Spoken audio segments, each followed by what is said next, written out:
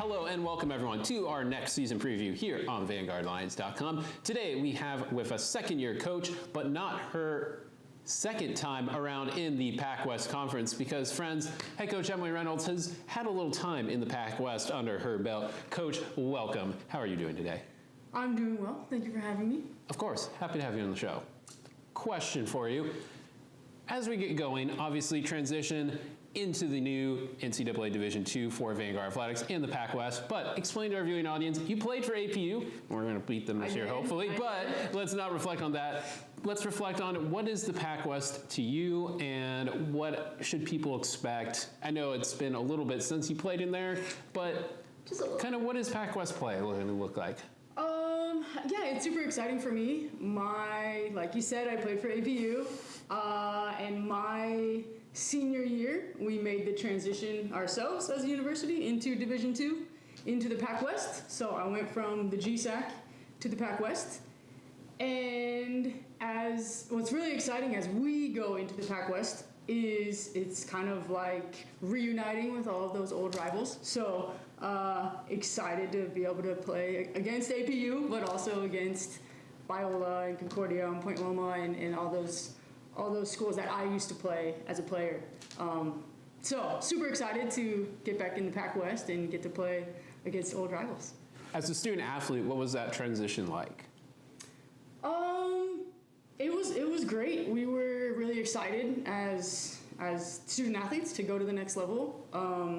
We'd had a lot of success in the GSAC, so we're prepared to go to the next level and challenge ourselves. So yeah, loved it as a student athlete and excited for it as a coach. Is it interesting now, can you connect with your team a little bit on that, knowing like, oh yeah, I was the one who now had to go fill out all these forms and all that stuff? Yes, I think the process has changed a bit. Sure, internet is taking steps, yeah. Yes, yeah, like mobile apps, I don't think we did that. I don't think I had an iPhone. So, but yeah, there's compliance and things, which is a good thing. It's good for the student athlete. Good. Did you end up having a good time at the end of that season? I did.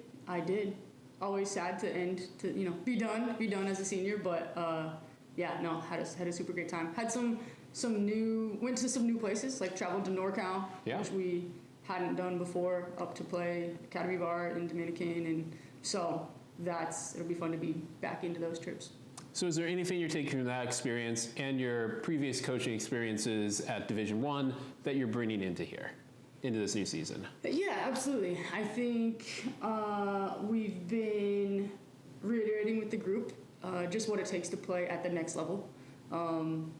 Things like our fitness levels and the speed of play and the physicality. So I think that's something that you see at the next level, and so preparing the team to be ready for that.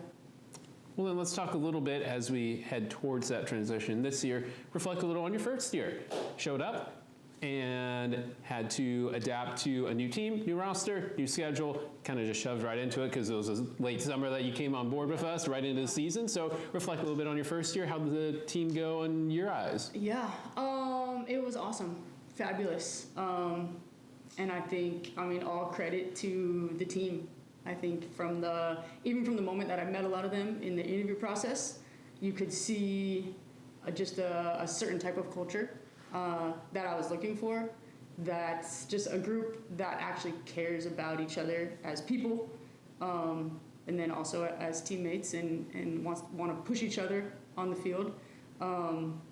So they were super welcoming, and I got to step into a culture where that already existed, and we just got to expand it and grow it and prepare for the incomers this year. On the field, were you pleased with steps taken? Obviously implementing a new system takes some time and new coaching philosophy, so. Yeah, absolutely. I think that was a big focus, right from the get-go of what's kind of our identity as a team, what's our style of play, both, on the ball and without the ball. And I think we established that pretty early on, and then got to put in the work and watch it grow. So yeah, super pleased with where we got last year and where we're starting out this year. 8-5-4, 3-3-1 in the final GSAC season. Unfortunately, those couple against the Masters will, yeah. Hey, we beat them in the playoffs. There you go. There you go. That's something. It is. That was a hard one. If you weren't there, there was a lot of physical fouls on that one. But let's look at this year then. Recruits. How'd the bringing in of recruits go? Yeah, we're bringing in a lot. Yes, yeah, you are. Yeah. You are. So we brought the roster up a little bit. Kind of had some low numbers last year. Brought it up. So brought in 14 new players. I was gonna say 15, so I was right there. Yeah. 3 transfers and a bunch of freshies. So Lots of freshmen, yeah. And they've been fabulous. I mean, we're only this is week 2, but already bringing them into the group and they're making a big impact. So excited to have a big group, and the returners have been great at welcoming them in. How is camp going? You have one more scrimmage, and then the season gets going at Cal Poly Pomona. We'll talk about the schedule in a little bit, but how have practices been and that first scrimmage go? Good. We, not going to give away too many secrets. Who am I? Yeah. But yeah, we worked a lot on defensive organization, and that was kind of our focus for the first week, and that was the goal for the first scrimmage. Kind of see what that looks like for us and see where we need to fix some things, and then worked a lot on our attack this week. So for the scrimmage tomorrow, looking to see that come alive a little bit, and then see where we need to improve and keep grinding the next week. Let's talk a little bit about who you have on your team. So first, we'll start on the back end. You got 2 returning goalies, and you added a third. So who's your trio of keeper options this year? Yeah, we got Jordan and Moses and Joss. So that's great. And we brought on a new keeper coach in the spring, Sarah Klinkenberg. So they love her, and I think she's enjoying getting to train the 3 of them. What does it bring? Sorry to interrupt. What does it bring? Because I know you didn't have her on last year. What does that do for that group? Yeah, I mean, it's a huge. We've been talking a lot with the team about just 1% better. Where can we get 1% better in everything? So bringing on a really great keeper coach is 1% better. Probably a lot of percents better. But yeah, she has she was a great player and has great coaching experience. So to have someone to come in that can work specifically with the keepers and give them the love that they need is huge. So and also they have a really good time. So we're very excited about her. Goalkeeping is, I think the hockey phrase is like 100%, like you don't care until you don't have it. And then it's everything. Yes, it's very important. It's a very important role. Yes, so they deserve the love. Now, in front of them is going to be almost a completely new back line, at least if you go off the official roster by position, because a lot of those D number letters go with new players and a lot of freshmen. So how's the defensive group forming up? So I mean, we lost some key people on the back line, but returning some as well, and then like you said, bringing in a lot of incomers. So that's been a focus for us. Is how do we create a great back line and see who's gonna fill those spots for us. The great thing is that we're really deep. We have a lot of great players in a lot of positions. So that's helpful for us, especially on the back line. So yeah, it's good. It'll be good to get some time out there on the field tomorrow, see what it looks like. I will ask, I don't want to highlight only certain people, because I know you have a large team, but if she had played a couple more games, do you think Takara would have gotten all GSAC? Oh, 100%. Okay. I mean, TK is fantastic. So, and yeah, I mean, she stepped up big for us to fill a backline spot. So, yeah, she's awesome. Now let's take another step up the field to the midfield group, which returns the GSAC Cliff Hamlow winner, Alyssa Fawn, who's also been the only all-conference player returning on the team this year. She's been that a couple times, been near the top of the shot chart for the team the past couple of seasons, along with the rest of the group. So how's that going? Yeah, the mids, we're excited about every spot on the field. But yeah, the mids, we returned a lot of our mids, and then we've brought in a handful too. So kind of repeating, but there's depth. I think the word for us this year is depth. We have a lot of depth. so excited about what returners and incomers are bringing. Similar story about the forwards then? Yes. Brought in some transfers that'll fill some spots for us up top. But then again, have returners, just depth. We that's what we wanted within the recruiting process, was to get that for us. And so looking to score goals. It's the hope. We love scoring goals. Yes, we do. Yes, we do. Have you got a good idea at this moment on a starting lineup, or is that going to be after the second scrimmage into next week of practice thing? Yeah, I think the great thing about having depth is that we're fighting. They're fighting for spots every day at training. I think a scrimmage will help us figure out some things. But I think because we have depth, it's going to be, a weekly, daily thing where we're evaluating and seeing if we can put the best 11 out there. Which is very fair.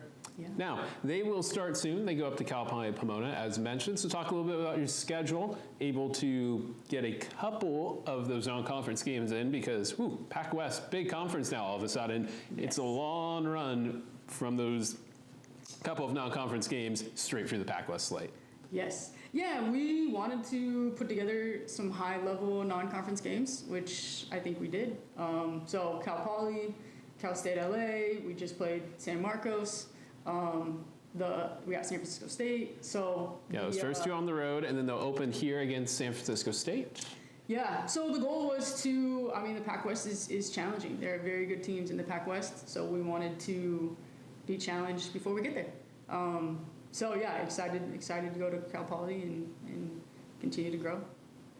Now, that will be on September the 14th. That will be a big day, back-to-back soccer games, and the first volleyball game in the Freed Center. So, busy day. Be on campus on September 14th, friends. It will be a really fun day. Talk a little bit about the Pac West because it's going to be an interesting season because at the top you have the reigning national champions and, of course, Pac West champions in Point Loma, winning their first ever national championship. And then there's a lot of teams that are kind of in the coaches poll kind of right there that were all, when I wrote the other day, third place to seventh was separated by 2 wins in total in last year. So you were voted, was it 9th? Yes. But there's 1 or 2 games, and if you flip that, you're suddenly closer to the top of the table than the bottom. Yeah, I love that. I think with the Pac West, it's awesome to have the national champion coming out of your conference. I think that's, you want to be a competitive conference, and so to have that, I think there's a little bit of pride just in the Pac West in general. But then, no game will be easy. All of the teams are, like you said, it's tight from like the middle. There's no game you can take lightly, which I don't think you'd want it any other way. So it'll be tough, but we'd love to fight for every game. Ideally, 9th, or where would you rather finish? I mean, our goal, what we talk about as a team, is maximizing our potential. We don't talk too much about winning, honestly, but if the goal is to maximize our potential, and then the wins will come. So wherever that lands us, I think we can do well. Great. Is there anything that you've looked to or learned potentially from Westmont this last year? They just went through the transition, or are you just kind of doing your own thing? If you take care of yourself, it will all work out, which is a default, typical sports answer. Yeah. But I think back in the day, I used to play against Westmont in the GSAC, and it's been fun to watch them make the transition into the Pac West and do well. If anything, I think it's encouraging for us to see a team make the transition and do well. I think that's the biggest thing I'd take away from that. Lastly, is there anything else you'd like to throw in before this season gets going?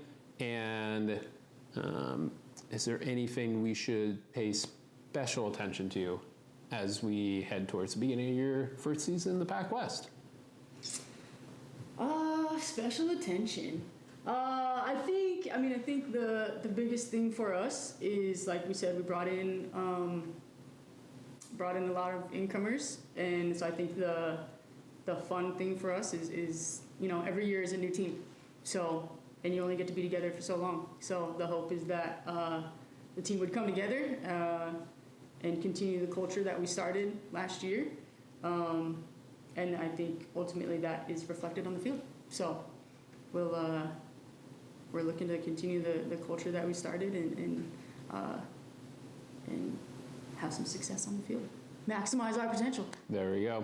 Now, of course, as you come to the soccer games this year, number one, make sure you buy your tickets early online at VanguardLions.com. You can also watch it on the stream there as well. But pay special attention to the times because you're the second game on our doubleheaders this year. So it doesn't matter at the end of the day, but stick around. That's right. If you're going to the men's game, they're up next. So thank you so much, Coach, for joining us here today. Again, September 14th, San Francisco State, the Gators and the Lions get it going on the women's soccer season at home. First 2 games on the road. Thank you so much for joining us today. Best of luck in the season, and we'll see you on the field on the 14th. Will do. Thank you.